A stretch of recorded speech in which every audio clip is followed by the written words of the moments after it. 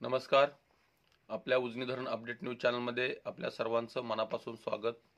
आज 28 जुलै 2024 सकाळी उजनी धरणाची काय स्थिती आहे, दौंडच्या विसर्गामध्ये किती बदल झाला आहे, बंडगार्डनच्या विसर्गामध्ये काय फरक पडला आहे आणि वीर धरणातून नीरा नदीमध्ये पाणी सध्याला कितीचा प्रवाह चालू आहे, तसेच उजनी धरणाच्या टक्केवारीमध्ये किती बदल झाला आहे, गेल्या 48 तासामध्ये उजनी धरणात किती पाणी वाढलं आहे आणि सध्याला दौंडच्या विसर्गाची स्थिती काय आहे, वाढेल की कमी होईल, याबद्दल आपण सविस्तर माहिती घेणार आहोत. आज सकाळी 6 वाजता उजनी धरणाची एकूण पाणी पातळी 493.460 मीटर, तर एकूण पाणी साठा हा 2340.45 दशलक्ष घनमीटर अर्थात 82.64 TMC. तर उपयुक्त साठा हा 537.64 दशलक्ष घनमीटर म्हणजेच 18.98 म्हणजे जवळपास 19 TMC. गेल्या 48 तासामध्ये उजनी धरणामध्ये 19 TMC पाणी साठा झालेला आहे. तर टक्केवारी बघितली तर 35.44% एवढं उजनी धरण झालेलं आहे.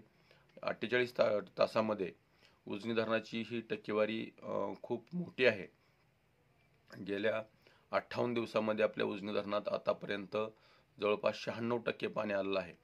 म्हणजेच मायनस साठ्याचं 60.66 भरून निघून परत 35.44 प्लसमध्ये म्हणजेच 96% पाणी साठा जवळपास ह्या 58 दिवसामध्ये झालेला आहे. आणि आता राहिला आपला फक्त 75% पाणी साठा आणखी आपल्याला होणं गरजेचं आहे. म्हणजे 111% धरण भरण्यासाठी 75% पाणी साठा गरजेचा आहे.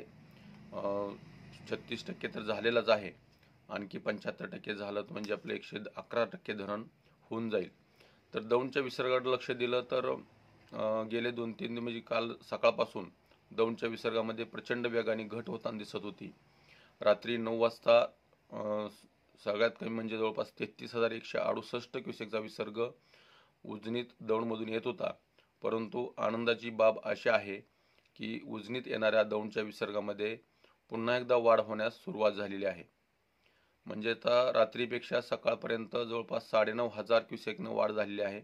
म्हणजे सकाळी आता 42,621 एवढा क्युसेकचा विसर्ग दौंडमधून उजनीच्या दिशेने येतोय आणि वीर धरणातून नीरा नदीमध्ये 13,911 एवढा विसर्ग सध्याला चालू आहे.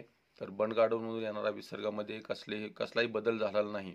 तो आता सध्याला 16,723 एवढा आहे. पुणे परिसरात पाऊस थांबल्यामुळे थोडासा त्या बंडगार्डनचा विसर्ग कमी झाला आहे, परंतु 1-2 दिवस पावसाने विश्रांती घेऊन पुन्हा एकदा चालू होईल असा अंदाज व्यक्त केला आहे. त्यामुळे आणखी एकदा तो विसर्ग पुन्हा वाढेल अशी आशा आहे, अपेक्षा आहे. अशाच उजनीच्या ताज्या घडामोडीसाठी, ताज्या अपडेटसाठी आपल्या उजनी धरण अपडेट न्यूज चॅनलला लाईक करा, सबस्क्राईब करा, शेअर करा. उजनी धरण अपडेटसाठी बेंबळेहून सिद्धेश्वर शिंदे. धन्यवाद.